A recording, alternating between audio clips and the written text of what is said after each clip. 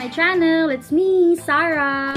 So, ngayon po, kanina, katatapos ko lang mag-makeup routine, daily routine ko po sa makeup. Ang gagawin naman natin ngayon, ituturo ko po sa inyo kung paano at saan nyo po makikita yung monetization. Kasi po, may mga nagtatanong sa akin kagabi, nung isang araw, kung paano daw siya makikita sa YouTube account mo. So, ituturo ko siya kung paano. So, ito na po siya. So, manood po kayo!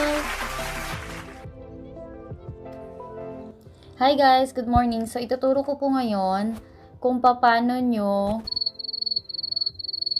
makikita yung monetization gamit yung cellphone nyo at saka yung tablet nyo. So, ganito po siya. Click nyo po yung Google Chrome. Okay. Ganyan yung lalabas. Tapos, may makikita po kayong arrow dito sa may kanan nyo na arrow up na red. Click nyo lang po siya. Hanapin nyo po yung desktop site. So, ayan na. Desktop na po siya. Click nyo po yung search bar. Type nyo po yung si YouTube. Then go. Lalabas na po to. Ang gamit ko pong YouTube account is ang YouTube account po ng husband ko. So, click nyo po itong emoticons na may face nyo. Tapos, punta po kayo sa YouTube Studio Beta. Click nyo po yun. Wait lang tayo. Wait. Matuto po tayo maghintay. So, ito po yung lalabas. Yan. Tapos, meron po ditong emoticon sa may baba na tumatakbo. I-click nyo lang po yun. Yan. Tapos, hanapin nyo po yung other. Lalabas po ito. Hanapin nyo po yung other. Click nyo po yung other. Tapos, submit.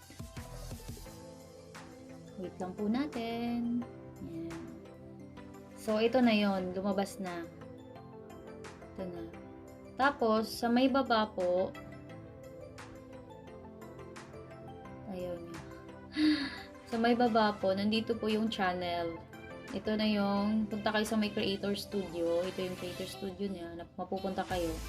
Click nyo po yung channel. Wait na po tayo ulit.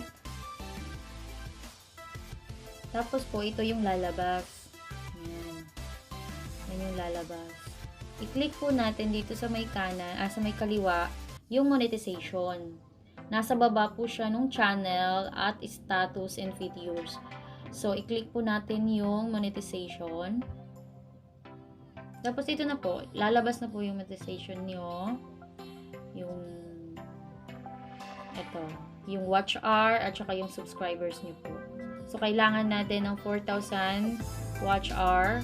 Tapos, 1,000 subscribers. So, malayo-layo pa po tayo.